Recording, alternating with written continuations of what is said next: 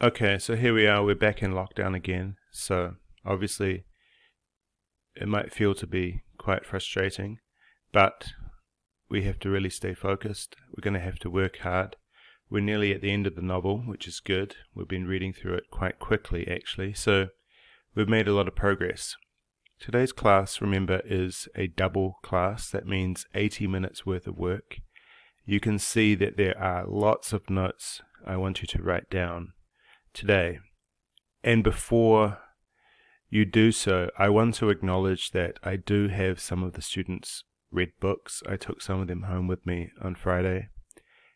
I will try to get those books back to you as soon as I can next week. So if you are one of those 4 or 5 students, I do apologize to you. I'm sorry that I have your possession, and I will try to return it to you next week. So in the meantime, if you could just use another book, if you're one of those students affected, that would be appreciated. However, I do want people to write these notes down. So the first idea is in chapter 22 that Matilda arrives in Townsville, Australia, and this is of course where her father has been working. So this idea is kind of similar to what Pip went through. Don't forget that Pip didn't really know his father. His father has passed away in the beginning of the novel, Great Expectations. Whereas Matilda has a father, she just doesn't really see him. And because her mother has been killed, she's sort of something like an orphan. She's not exactly an orphan, but something similar. So Matilda claims that her father's transformation into a white man was complete. So this is full of humor and irony. Obviously, her father is still the same skin color. He is from Bougainville Island. He is not literally a white man, is he?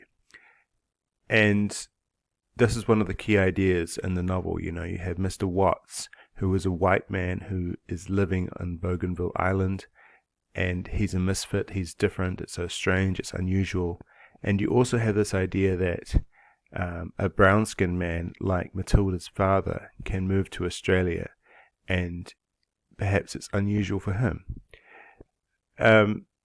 Matilda reads Great Expectations, and she says that the actual novel was more wordy than I remembered. So Mr. Watts had read a different version to us kids.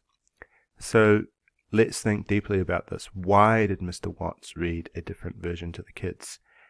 And it's probably because the fact that the people on Bougainville Island do not all speak brilliant English. They speak pidgin English, which is sort of a simple version of English that's been mixed with some indigenous vocabulary. So they would not understand everything that's going on in the book. And don't forget as well that some of the ideas in Great Expectations are perhaps almost irrelevant or difficult to understand if you live on a tropical island. So earlier on, the idea of a rimy morning, a sort of misty, cold morning, is very difficult for somebody like Matilda to understand. So the key point is that Mr. Watts has been flexible. Okay, he has had to adapt his favorite story to his audience, which were of course his students. So this shows that he's a very flexible and creative thinker. And Matilda notes that the real Great Expectations was much more tragic, and she says lives had been ruined all over the place. That's a fantastic quotation. Lives had been ruined all over the place. Now we can think about what has happened with the conflict between the Redskins and the Rambos on the island in Bougainville, and basically it's the same thing, isn't it? There's an important comparison between Matilda and Pip on page 197. I'd really like you to look at that. I'm not going to explain every point in detail on this video, but I'm going to tell you what I think is important. So, does that comparison work? Is it effective?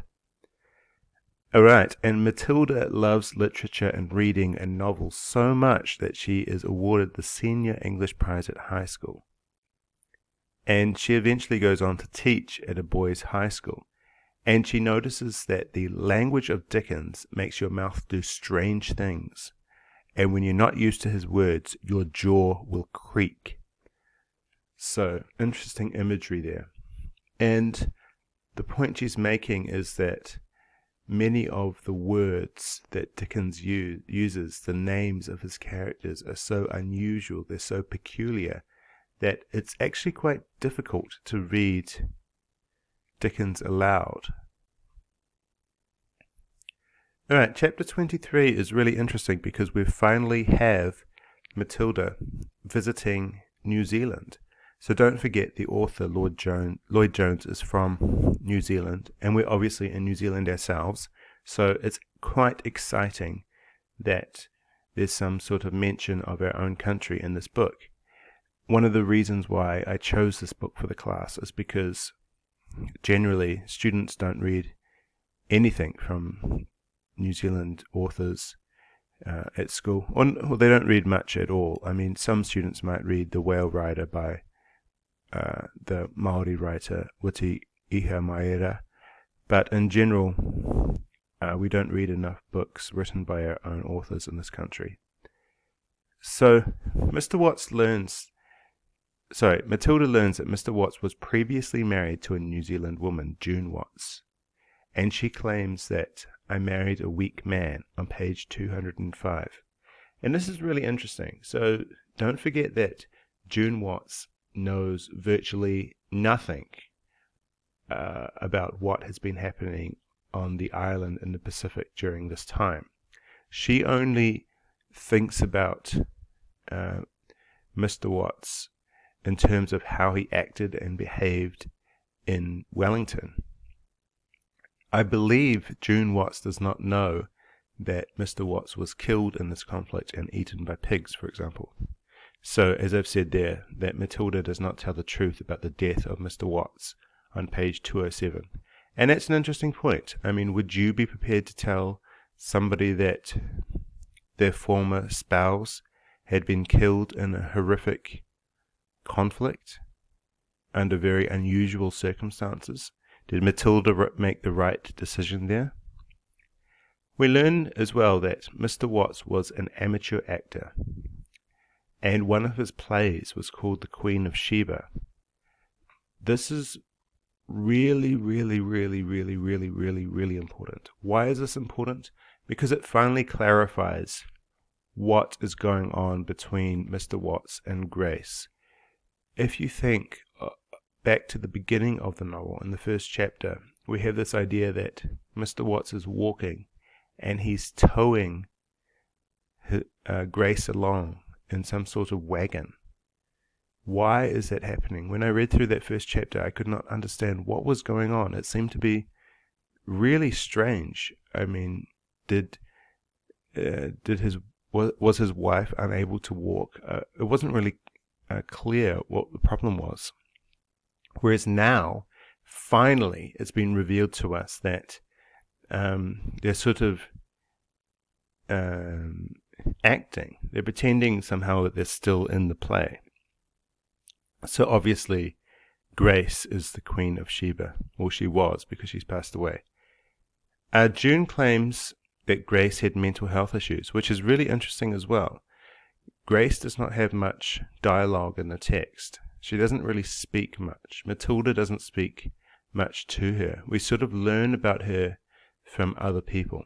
So don't forget, Grace had come to study dentistry, and unfortunately that hadn't worked out well for her.